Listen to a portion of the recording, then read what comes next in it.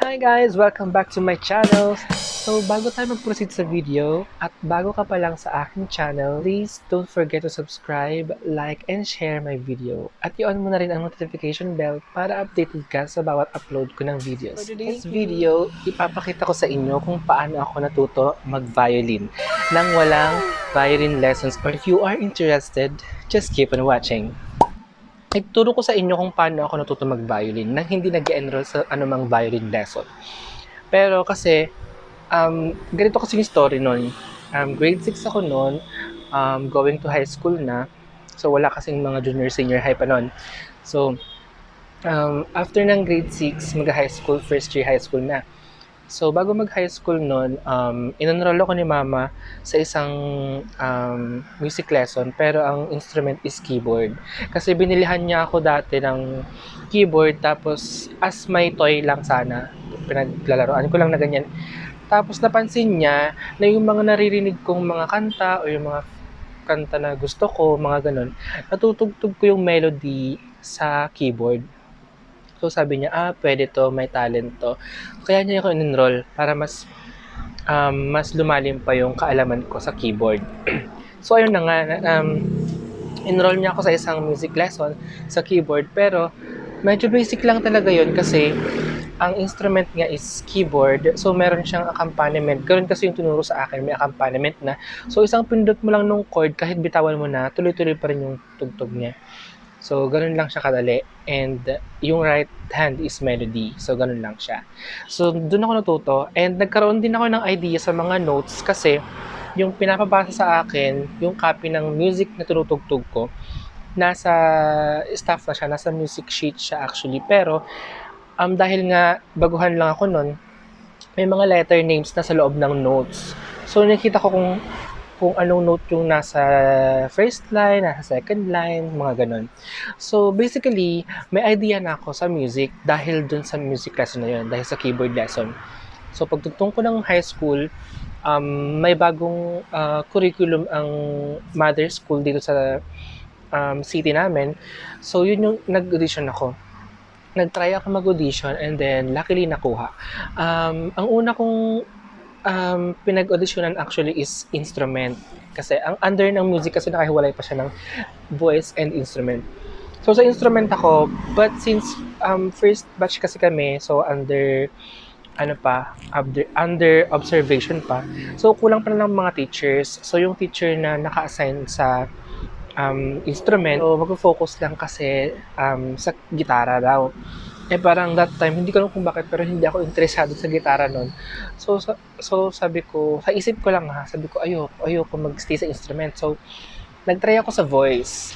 And nung elementary din naman is choir din ako, choir member ako. So, nag-try ako sa voice. And luckily, nakuha din ulit. So, dun ako nag-stay sa voice. So, first year, second year, voice major ako. Pero after nun, pagtungtong namin ng third year, kasi hindi namin alam kung anong nangyayari, pero during that time, hindi namin alam kung tilanggar or siguro busy, yung mga naka-assign dati na music teachers namin, yung voice and instrument. So, wala na sila. Nung third year kami, may bagong nag-apply, may bagong teacher.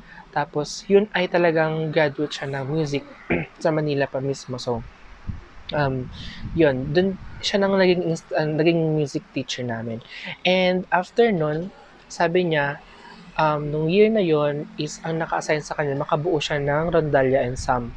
So, lahat kami, kahit voice major daw, ni-require niya kami mag-instrument.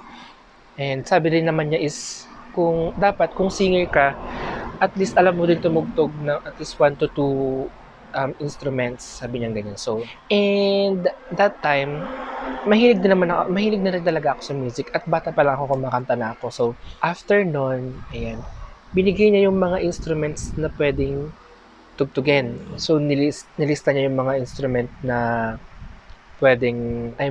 nilista niya yung mga instrument na under ng music and sound. So, may bandurria, octavina, laud, gitara, bass guitar, kasi wala pang kaming bawod na arco and wala pang budget ng school, and violin. Tapos, ano pa ba? So, yun. Ngayon, yung pinakamurang instrument na nandun sa listahan is yung bandurya. At that time, hindi rin naman kami gano'n kayaman, hindi rin kami gano'n kahirap. So, sakto lang. Doon ako sa bandurya, syempre. Alam ko naman kung hanggang saan lang yung ano namin. So, hindi ko na pinilit. Yung pinakamahal doon is, I think, violin. After nun, ayun na nga, ang pinili ko bandurya. Pero, so ang instrument ko talaga is bandurya nung una.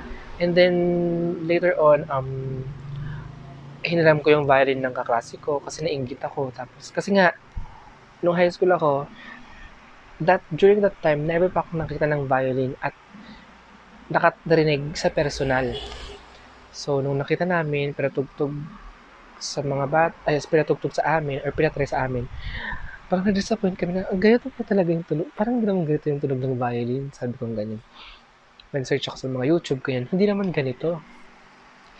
So, ayun. Yung music teacher namin, hindi din talaga nakakatugtog din ng violin. Pero, basta sinabi lang niya, tinuro lang niya kung paano yung ganito, ganyan. Kung anong notes yung mga strings, mga ganun lang. Basic lang.